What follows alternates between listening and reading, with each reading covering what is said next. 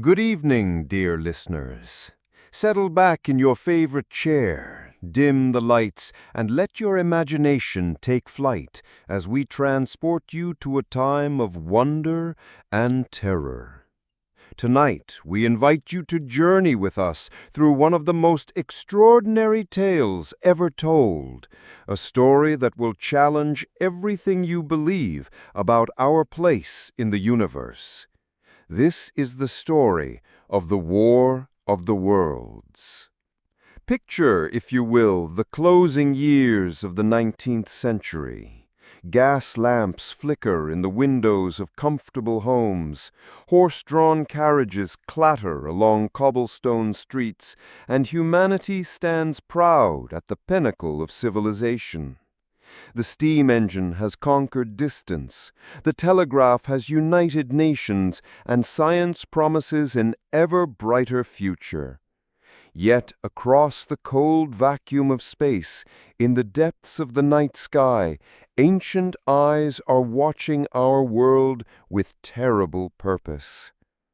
On the red planet Mars, 40 million miles from Earth, beings of vast intelligence and scientific achievement have turned their attention to our green and fertile world.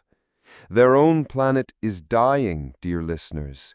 The thin atmosphere grows thinner each passing year. The canals that once carried water across their globe now lie empty and barren. These Martians, evolved far beyond human understanding, face extinction unless they can find a new home, and they have chosen Earth. Can you imagine, friends, what it must be like to gaze upon a dying world, to watch as your civilization, ancient beyond human comprehension, slowly withers away? The Martians had mastered sciences that humans could barely dream of.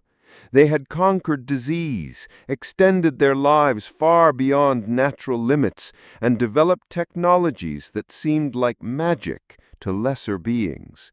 Yet for all their achievements, they could not breathe life back into their cooling planet. So they watched Earth with growing interest. They studied our weather patterns, mapped our continents, and most importantly, observed the creatures that swarmed across the surface. To them, we humans were no more significant than ants might be to us. They saw our cities, our wars, our art and music, and they felt nothing but cold scientific curiosity. We were simply another species to be catalogued and, when necessary, eliminated. The invasion began, as so many momentous events do, with what appeared to be a natural phenomenon. Astronomers across Earth noticed strange, brilliant flashes on the surface of Mars. These lights, visible even through small telescopes, appeared with remarkable regularity, occurring every 24 hours for 10 consecutive nights. The scientific community buzzed with speculation. Were these volcanic eruptions? Meteorite impacts? Some suggested they might be signals, attempts at communication from an alien intelligence. How wrong they were, dear listeners. Those flashes were not messages of peace, but declarations of war. Each brilliant light marked the firing of a massive space cannon, hurling cylindrical projectiles across the void between worlds. Inside each cylinder waited a small army of Martian invaders, along with the terrible machines they would use to conquer our world. The first cylinder struck Earth in the early hours of a summer morning, landing with tremendous force in the peaceful English countryside near Woking. The impact shook the ground for miles around, awakening residents who stumbled from their beds to peer out windows at a strange greenish glow on the horizon. By dawn, a crowd had gathered at the crash site on Horsell Common, drawn by curiosity to examine what they believed was merely an unusually large meteorite. Among these early spectators was a writer, a man of science and philosophy who lived nearby. He would become our witness to the horrors that followed, though he did not yet know it as he joined the growing crowd of onlookers. The object they found was unlike any meteorite in human experience. It was clearly artificial, its surface marked with intricate designs and what appeared to be technological components. Most unsettling of all, there were sounds coming from within, a rhythmic hammering that suggested something was trying to escape. As the day wore on, the cylinder began to open. The top, which had appeared sealed shut, slowly unscrewed with mechanical precision. The crowd, initially excited by this development, began to feel a growing unease. They were witnessing something unprecedented in human history, and some primitive instinct warned them that they were in terrible danger. When the cylinder finally opened completely, humanity received its first glimpse of the beings that had traveled so far to claim our world. The Martians themselves were creatures beyond human imagination. Picture, if you will, beings with bulbous heads larger than a human torso, dominated by enormous, unblinking eyes that seemed to pierce straight through to the soul.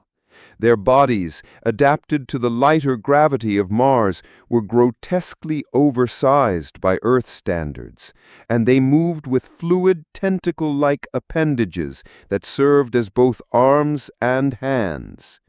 But it was not their appearance that truly terrified the gathered crowd. It was their complete lack of any emotion or expression that humans could recognize. They observed the spectators with the same detached interest that a scientist might show when studying specimens under a microscope. There was no curiosity, no wonder, no acknowledgement of humanity as fellow intelligent beings. We were simply obstacles to be removed. The first demonstration of Martian technology came without warning. As the crowd pressed closer, driven by human curiosity despite their growing fear, the Martians produced a device that would become known as the heat ray. This weapon, operating on principles unknown to human science, could focus thermal energy with deadly precision. The first blast incinerated dozens of spectators instantly, reducing them to ash in mere seconds. Can you imagine, dear listeners, the horror of that moment? One instant these were living, breathing human beings, men and women with families and dreams and hopes for the future. The next, they were nothing but scattered ash drifting on the summer breeze. The survivors, including our narrator, fled in absolute terror as the Martians continued their methodical destruction of anything that moved. But the heat ray was only the beginning. As more cylinders landed at regular intervals across southern England, the invaders began assembling their most fearsome weapons. These were towering machines that stood nearly 100 feet tall on 3 articulated legs, striding across the landscape with surprising speed and grace. Each fighting machine, as they came to be known, was equipped with multiple heat rays and an array of other weapons that made them virtually unstoppable. The British military, despite their courage and determination, proved utterly inadequate against this alien technology. Artillery shells bounced harmlessly off the fighting machine's protective barriers, while rifle fire was as effective as throwing pebbles at a battleship. The Martians' heat ray could destroy entire battalions in moments, reducing brave soldiers to ash before they could even comprehend what they faced. As the invasion spread, the Martians revealed another weapon in their terrible arsenal. They began releasing clouds of heavy, black vapor that clung to the ground and proved fatal to any human who breathed it. This poisonous smoke, heavier than air, would settle into valleys and low-lying areas, creating zones of death that no human could survive. The gas was particularly effective in urban areas, where it would seep into buildings and underground spaces, making entire city districts uninhabitable. But perhaps even more devastating than the physical destruction was the psychological impact on humanity. Picture, if you will, the collapse of everything we hold dear. The established social order crumbled as people fled in panic, abandoning their homes, their possessions, and often their families, in desperate attempts to escape the advancing Martians. Roads became clogged with refugees. Can you imagine, dear listeners, the despair that gripped the surviving population? Humanity, which had considered itself the master of Earth, was suddenly reduced to the level of hunted animals. The few remaining military forces were scattered and demoralized, while the civilian population was either dead, fled, or in hiding. Earth appeared destined to become a Martian colony, with humans serving as nothing more than a food source for the conquerors. Our narrator, hiding in the ruins of a house with a companion, witnessed the Martians' daily routine. They would emerge from their cylinders in the early morning, climb into their fighting machines, and patrol their territory with methodical precision. They showed no signs of emotion, no evidence of culture or art as humans would understand it. They were purely functional beings, focused entirely on the practical tasks of conquest and survival. As weeks passed, the situation grew increasingly desperate. The Martians had established control over vast areas of southern England, and their influence was spreading daily. Their red weed covered the landscape like a living carpet, while their fighting machines patrolled the ruins of human civilization. Government had collapsed, the military had been destroyed, and the surviving population lived in constant fear of discovery and death. The psychological toll was evident everywhere. Some survivors had gone completely insane, wandering through the ruins, calling for family members who would never answer. Others had retreated into religious fanaticism, convinced that the invasion was divine punishment for humanity's sins. Still others had given up entirely, waiting passively for death rather than continuing the struggle to survive. It seemed, dear listeners, that humanity's fate was sealed. The Martians had established complete control over their conquered territory, and there was no sign that human resistance could ever be effective against their superior technology. Earth appeared destined to become an alien world, with the remaining humans serving as cattle for their new masters. But then, as suddenly as the invasion had begun, it came to an end. Our narrator, emerging from his hiding place to search for food, noticed that the Martian machines had fallen silent. The constant humming of their technology, which had become the background noise of the invasion, had stopped. Cautiously approaching one of the cylinders, he discovered something that defied all expectation. The Martians were dead. The great intelligences that had crossed space to conquer Earth had been defeated not by human weapons or strategy, but by the smallest and most humble of Earth's inhabitants, bacteria. The microscopic organisms that humans had only recently discovered had proven fatal to the Martian invaders. These aliens, for all their technological superiority, had no immunity to the diseases that were commonplace on Earth. Can you appreciate, friends, the profound irony of this victory?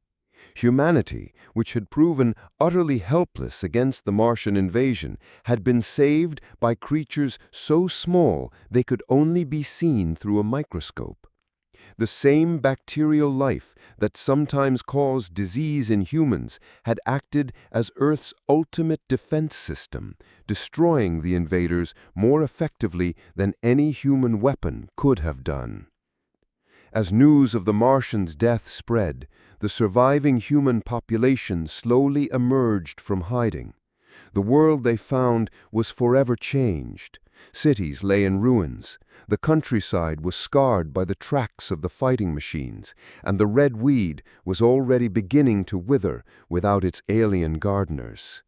The invasion had lasted only a few months, but its impact on human civilization would last for generations.